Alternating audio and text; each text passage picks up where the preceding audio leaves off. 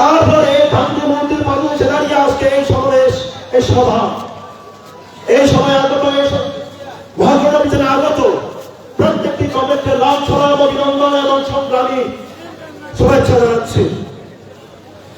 আমাদের দাবি শুধুমাত্র ছাত্র সমাজের দাবি, আমাদের দাবি যুব সমাজের দাবি, আমাদের দাবি রাজ্যের সকল অংশের মানুষের দাবি। এই 9টি দাবি পূরণ করতে পারবে না এই বিজেপি আইপি বিদ্যুৎ সরকার, আমরা জানি। তারা পুলিশকে নিয়ে দিয়ে আমাদের ভোট আটকাবে, আমরা জানি। তাই জন্য আমাদের যুব সমাজ তৈরি ছিল, তাদের ব্যারিকেড ভেঙে দিয়ে আজকে অভিযানকে সফলতাপূর্ণ করেছে। দেশের সমস্ত রাজ্যের সমস্ত অংশের মানুষের সুযোগ সুবিধাকে বন্ধ করে দিয়ে তারা আজকে রাজপথে এই রাজ্যের মন্ত্রী এমএলএ রাজ্যের যুব সমাজের কথা শুনতে চাইছে না, রাজ্যের ছাত্র সমাজের কথা শুনতে চাইছে না। শিক্ষা ব্যবস্থা ভেঙে বন্ধ হয়ে গেছে, রাস্তাঘাট ভেঙে বন্ধ হয়ে গেছে, স্বাস্থ্য পরিষেবা ভেঙে বন্ধ হয়ে গেছে। এই রাজ্যের মুখ্যমন্ত্রী মাত্র 10 মাসের জন্য নির্বাচিত হয়েছে মানিক সরকার, আপনাকে চিতাগুলি দিচ্ছে। আজকের মহাকরণ অভিযান থেকে আপনাকে চিতাগুলি দিচ্ছে। আপনি মাত্র 10 মাসের জন্য নির্বাচিত হয়েছেন, 10 মাসের পর আপনার গদি হিলে যাবে।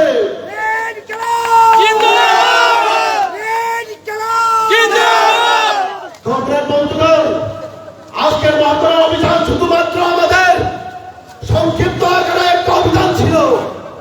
এরপরে যখন নভেম্বর ডিসেম্বর মাস যত সময় এগুবে তত মুখ্যমন্ত্রীর গদি হিলবে, তত হিলবে।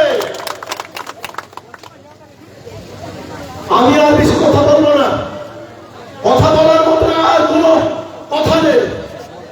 আমাদের পূর্ববর্তী বক্তারা বলে গেছেন আমরা কি চাইছি। আমরা চাইছি চাকরির দাবিতে, আমরা চাইছি ছাত্র সমাজের অধিকার, আমরা চাইছি যুবকদের অধিকার, আমরা চাইছি গরিব মেহনতি মানুষের অধিকার। এই অধিকার আইপিএফটি বিজেপি সরকার দিতে পারবে না। আগামী 23-এর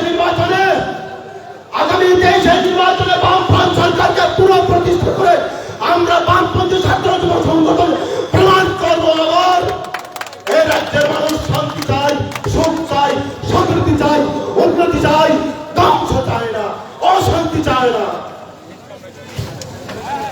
রাজ্যের মুখ্যমন্ত্রী আপনারা বলে বেড়াচ্ছেন 2018 নির্বাচনের পূর্বে আপনাকে 299টি প্রতিশ্রুতি দিয়েছিলেন, তা নাকি পূর্ণ হয়ে গেছে। মনে করিয়ে দিচ্ছে 50,000 চাকরি দেওয়ার কথা বলে 20,000-এর উপর চাকরি খেয়ে নিলেন আপনার সরকার। পাহাড়ে আইপিএফটি নামক শিকারী মূলককে নিজেদের কুক্ষিগত করে 2018 নির্বাচনে আপনারা পার পেয়েছেন। সামনে 2023 নির্বাচনে এই পার আপনি আর পাবেন না।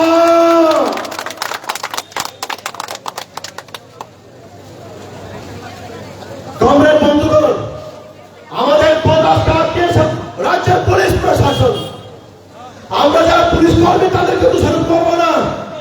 তারা নিজেদের দায়িত্ব পালন করছিলেন এবং তারা করবেন। আমরা যেমন আমাদের দায়িত্ব পালন করছে রাজ্যের যুব সমাজের, রাজ্যের ছাত্র সমাজের দাবি অধিকার আদায়ের জন্য, তাদেরকে আমরা দোষারোপ করবো না। আজকে প্রমাণিত করেছে এই রাজ্যের পুলিশ প্রশাসনের মাধ্যমে আমাদের আজকের এই অভিযানকে তারা বাধা দেওয়ার চেষ্টা করেছিল। এই অভিযানে 3টি ব্যারিকেড ভেঙে দিয়ে আমরা প্রমাণ করেছে পুলিশ দিয়ে আগামী 2023 নির্বাচনে রাজ্যের যুব সমাজকে আপনার করতে পারবেন না।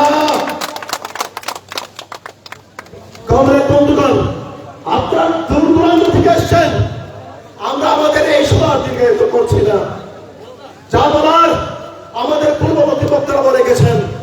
শুধু এইটুকু বলবো, গত 3 দিন ধরে রাজ্যের আকাশে যে বাতাবরণ তৈরি হয়েছিল, কাঞ্চনপুর থেকে সাবরুম, কমলপুর থেকে কন্দাছড়া, মোহনপুর থেকে বেলুনিয়া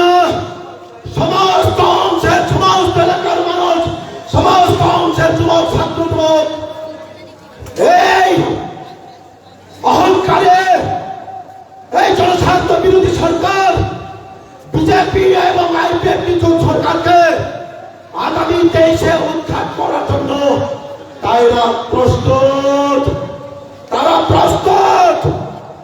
তারা জোর পাচ্ছে, তারা উল্টো হচ্ছে। এই জন্য পরিশেষে আমি একটাই বার্তা দেব, আপনারা সকলে মিলে এই আওয়াজ তুললেন, রাজ্যের মুখ্যমন্ত্রী যে বসে থাকে মানিক সাহেব কানে কাছে যায়। ইনকলাব জিন্দাবাদ।